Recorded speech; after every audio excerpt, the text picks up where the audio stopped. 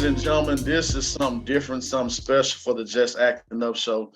We got not one, not two, but three individuals from the Redbox.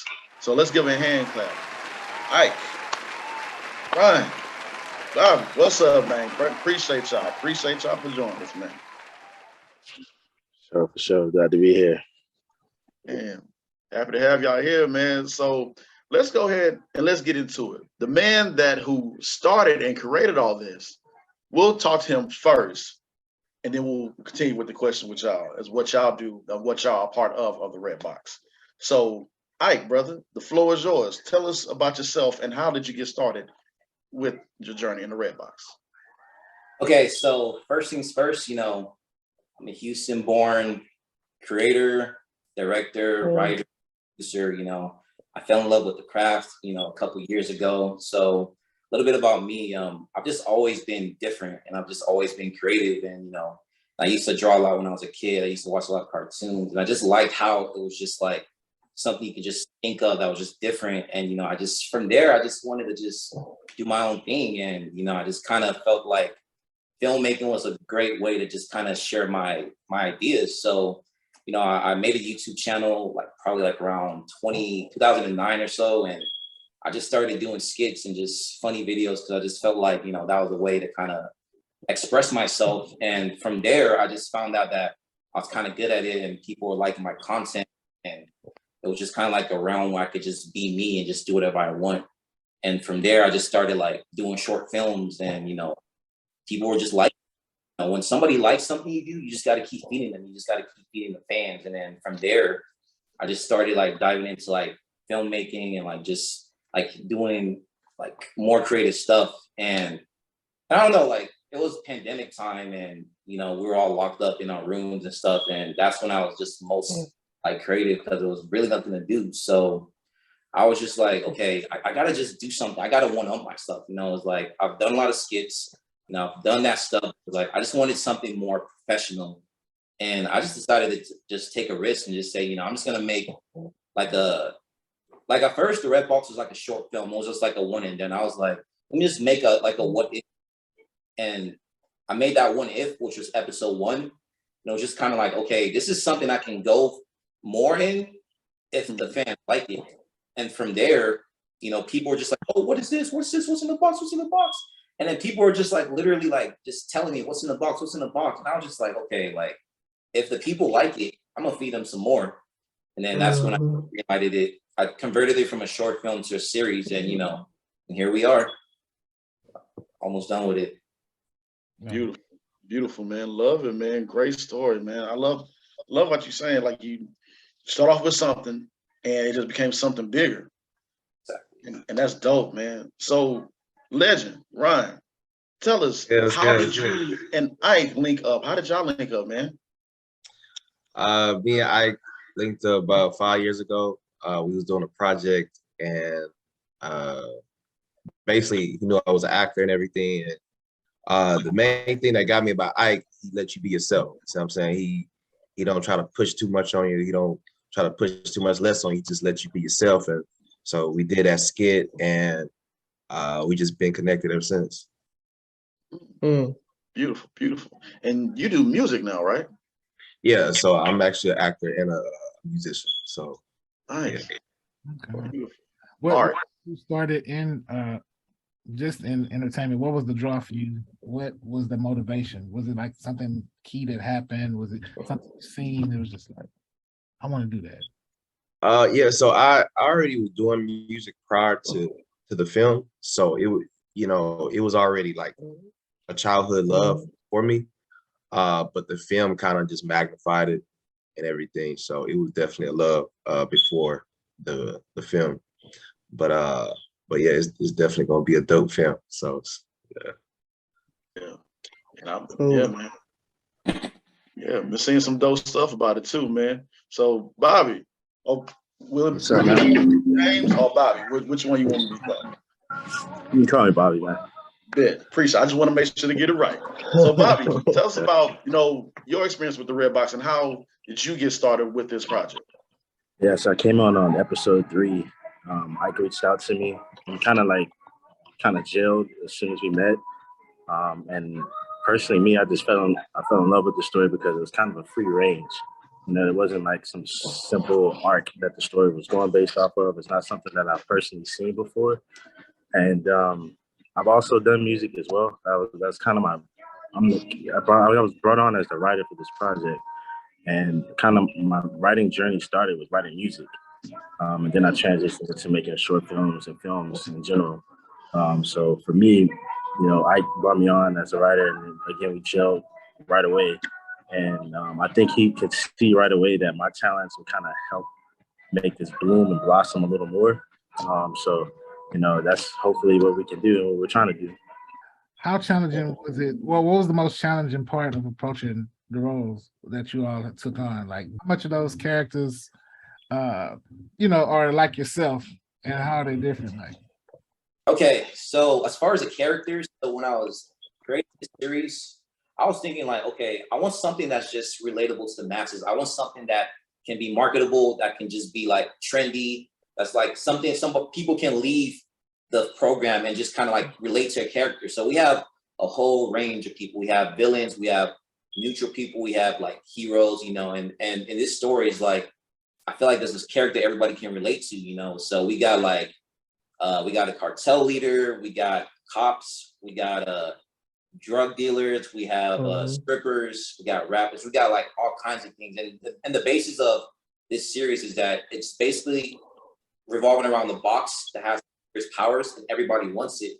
And so, and that's the reason why it works, because it's like, I feel like the most easiest thing about this is just like, we're able to add any kind of character and make it work. Just like Ryan was saying, is like, I just like people to be themselves. So like when I'm casting is like, I don't try to ask for a lot, because I feel like if I ask for a lot, that kind of puts pressure on the actors. I just tell them like, hey, be yourself. And, you know, and Ryan is a really great actor. Is like, you know, I kind of see him as like a young Denzel, like, you know, like you know, someone that's just like, that's talented, and is like, I've just always seen it in him.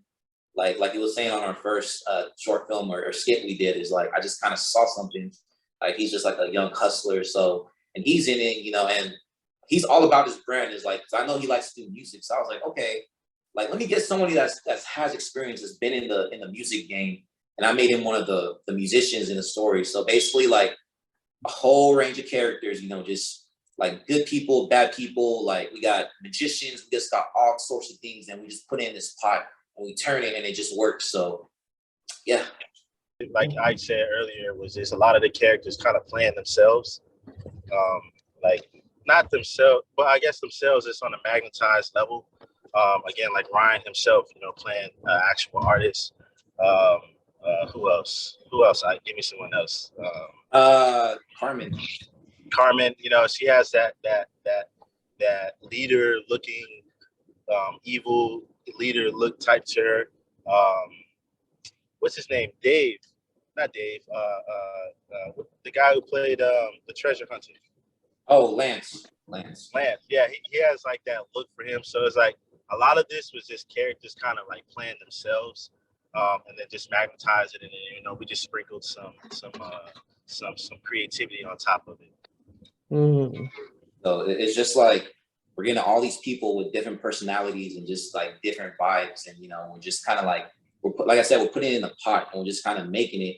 So it's kind of like, this is like a story based on people's like just who they are, you know. It's just like we're just when I made these roles, it's kind of like I was just going off like what people like, how they are and just how they be like and how they move. So it's like that's what's the best thing about this is just that everybody's just themselves, and it's like it doesn't feel like anybody's overacting or just trying to be somebody they're not. So it's like, you know, like Ryan, you know, like he does rap, you know, and I'm sure he's like seen the industry a lot, so he has that kind of like personality that like other rappers can relate to, you know. And someone like let's see, like Carmen, you know, she does modeling and like, you know, she does all that stuff. So when I has dope outfits all the time, like I wanted to kind of be like someone that, you know, that you can market, you know, just like she's the one that always has the fancy clothes. And then we have our cartel leader, who is Morgan, and she's like the presidential, like, you know, looking. So we always have her in some business suits and, you know, like just things of that nature. Yeah, even Doug with that too, because I always looked at, like, since they're in a rap group, I kind of looked at Doug and Ryan as like an outcast. like when I was writing some of the lyrics Mhm. for some of the raps, I kind of looked at them as outcasts, with Ryan being Big Boy and Doug being Andre. So like when writing some of the lyrics, you can even see that in some of the lyrics, like Ryan kind of brings that street element to it, and Doug's character kind of brings that conscious element to it. Yeah, just to answer your question about getting into character, I think for me it was more like trying to calm myself down, because Jordan is very aggressive. He's very just straightforward. He's street. He's like just thugged out, like Tupac and Juice type of mentality. So it was meantime I had to calm myself down, and sometimes I still couldn't calm myself. And It's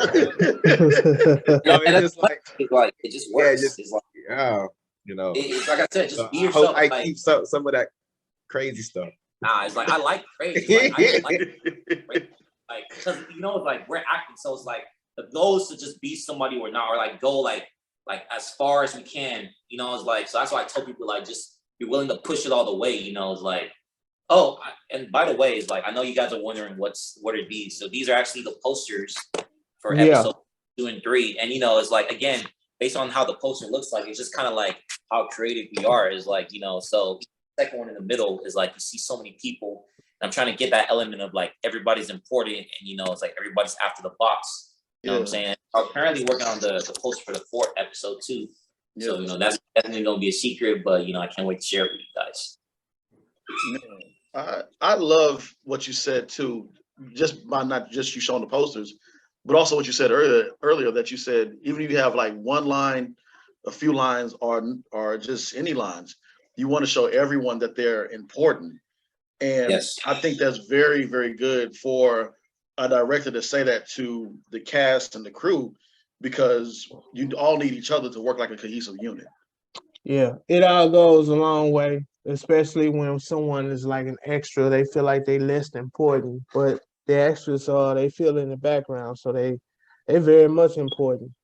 Kind of like we're a basketball team. I always like to use basketball analogies because it's like, I like basketball as a kid. So in basketball, there's usually like your star players, your role players, your starters, your third strings. But in this sense, is like I feel like everybody's just like, no matter what role you are, it's like you're still important to the team, because what I'm saying is like, again, you're trying to put points on the board, and every point is something victory. So like even like there's people I've worked with in the past that kind of like had big roles in my other short films, but in this one they didn't really have a lot of roles. But like there's people I've worked with in the past that they didn't really have anything, and now here they're like high, they're just up there. So it's like I tend to look at it as like whatever role you get, just make sure you get it and you bring out the best with it, because you never know who's watching, and you never know what someone's going to see. And like me and Bobby, like, we were writing this, and, we wanted to make sure like everybody you see on the screen, they stand out, everybody's marketable. Like we want to make this where after you watch it, like you go back and you're just like talking about characters, and you're trying to like uncover Easter eggs. And like, yeah, there's a lot of Easter eggs in this. There's like a lot of references. So it's like, we want to make this to where it's like, you're talking about every character. Like you leave here with like just wanting more, and also like trying to think about, okay, like making like thesis statements about each character. So like all these characters are complex, Love it, man. Love it, love it, love it. As a director, do you consider yourself as a perfectionist?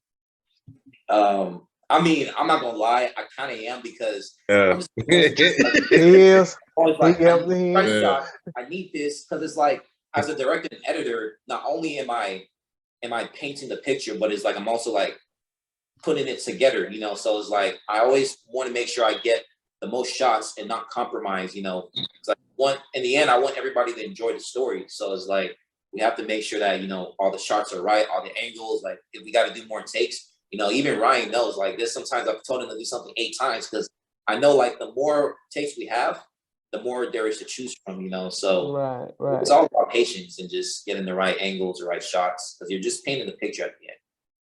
Yeah. Okay. And Ryan, I laughed at you when he said it, when he might ask some questions. He's a perfectionist. Give us a moment without telling us the story where Ike was like, I need you to come on, man. I need this from you. What was the moment in the episode where you're like, man, Come on, bro. How many times we got to do this? I would say probably the last one, 3.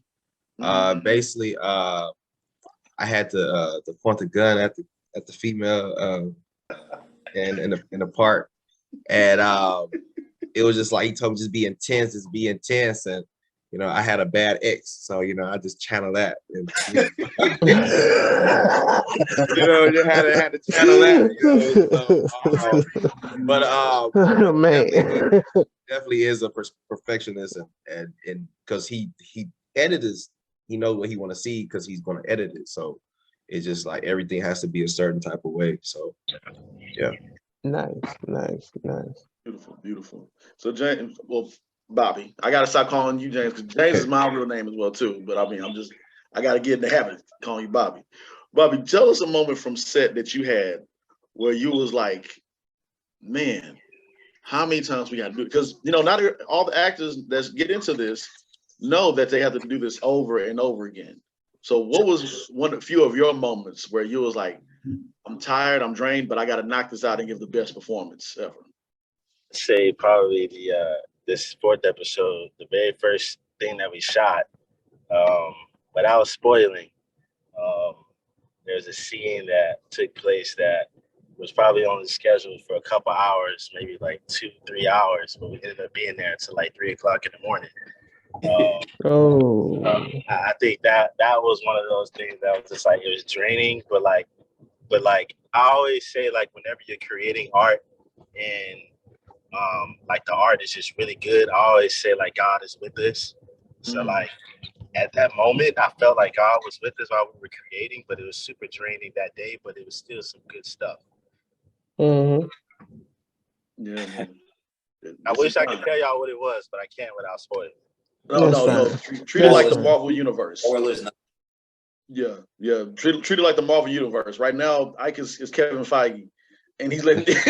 So your boss is like, "Hey, man." Oh, speaking of that, like, that's kind of what this is kind of like turning into. But like, I'm not gonna spoil it, but like episode 4 is gonna feel like Avengers Endgame. It's just like I see everybody like, and this is the thing with me is like, I don't care if you have one line, no lines, if you're an extra. I think everybody on the production is equally important because everybody has some essence. It's like it's not like like everything is on one person. So even in this story, it's like you can kind of see everybody's kind of like the main character in their own way. Because if anything, the main character is the boss, and it's like I want the story to be about just the things that lead to it, and it's just like I just feel like everybody's just important.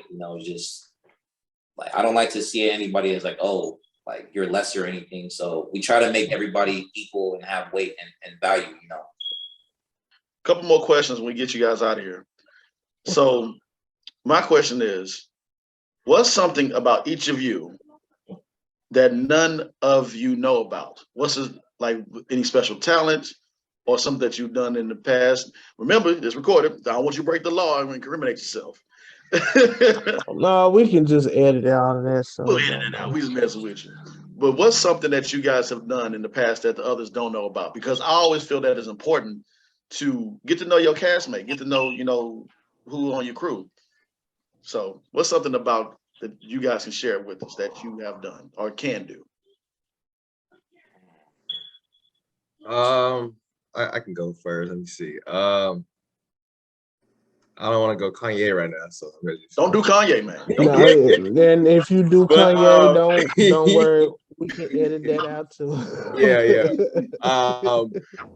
But I would say I'm also a director and writer. I do films as well, and everything like that, and also get into the editing thing, all that good stuff. So that's kind of like something in my near future and everything. Nice, beautiful. All right, Bobby, you next. Me, I don't think that you guys know. I wouldn't say that I'm into fashion, but I'm into creating. So I've made a couple of T-shirts throughout my life. Like I've made a high power shirt. This was like back in like around Section 80 days of Kendrick Lamar. I made like a high power shirt that was pretty fun.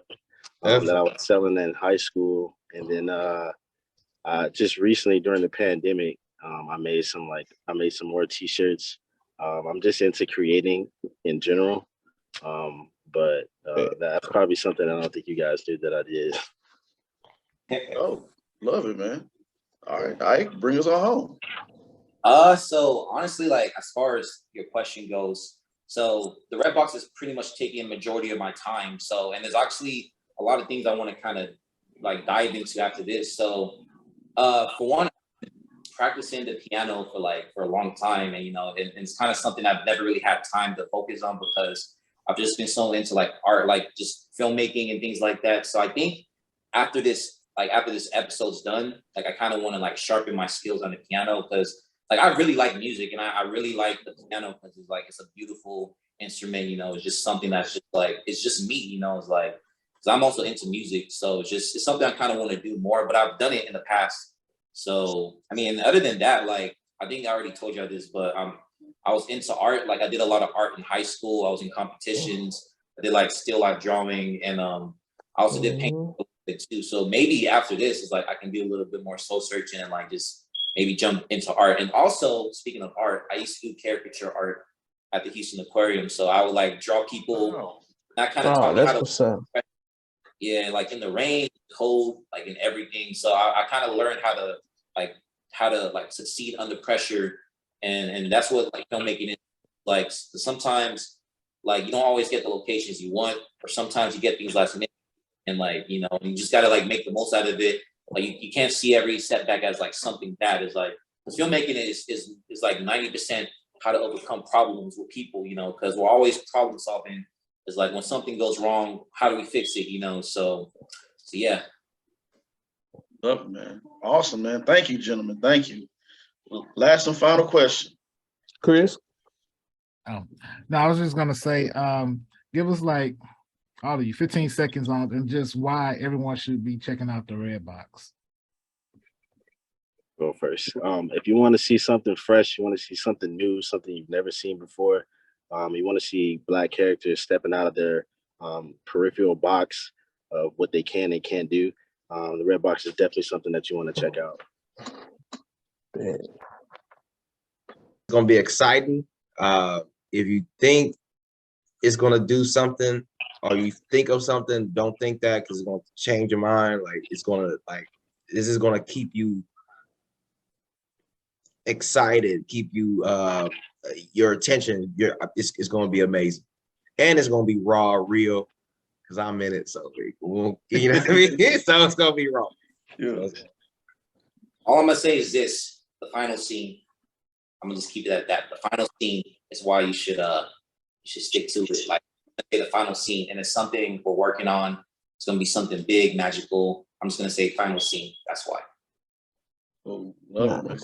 Nice. Love it, love it. Any piece of advice y'all want to give out to content creators before we log out of here?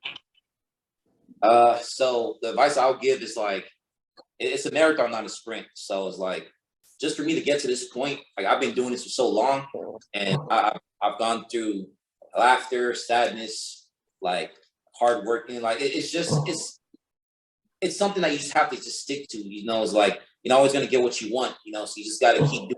Consistency is important. Like you can't give up. You can't compare what you have to what other people have. And it's like you just got to keep going, because if you want something, you're gonna force it into reality. You're gonna go out there. You're gonna do what you can. So you just can't give up. Just can't. Perfect. Yeah, that's what I was gonna say. It's really about just keep going. This is like a sport with no championship game. Like you're just going and playing and playing and playing over and over, and just really trying to better yourself, better your craft. You want to be better than what you were last year. You want to be better than what you were 2 years ago. Just perfecting your craft. That's like the advice that I would give. Don't stop at all. Beautiful. Nice. Nice. I would say for any creators or any upcoming directors, I would definitely say when this is the 4th film, that we did. So it's going to be a lot of ups and downs and downs and ups. And so you just have to know how to adapt to each situation, whether it's an actor, whether it's a location, and it just like, because it's going to happen. So it's going to be a roller coaster. So you just got to know how to you know, still be able to swim even when it's seem like it's gonna, you know, flood. So Love it, man. Appreciate you, gentlemen. Thank you again for what you're doing, what you're going to be doing.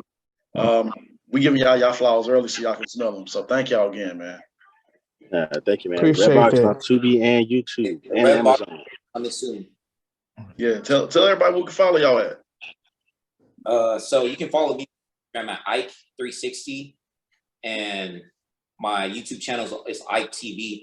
My YouTube channel is where I post the majority of my content, and you can also check out the episode 4 on Amazon Prime. It's going to be on Amazon Prime soon, and we're going to work on getting into more platforms. You know, Tubi is on Tubi, so you know, just check it out. Coming soon.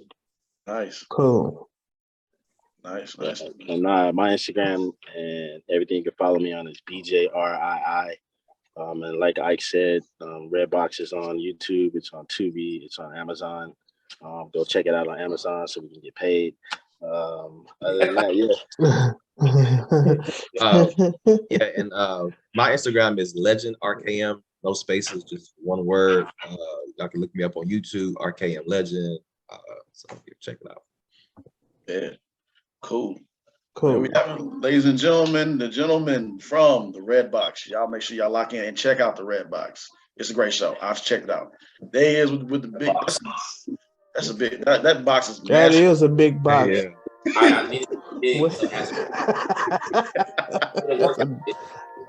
That's a Dude. big box. No, Appreciate y'all. Thank y'all. appreciate y'all. Y'all be safe now. All right.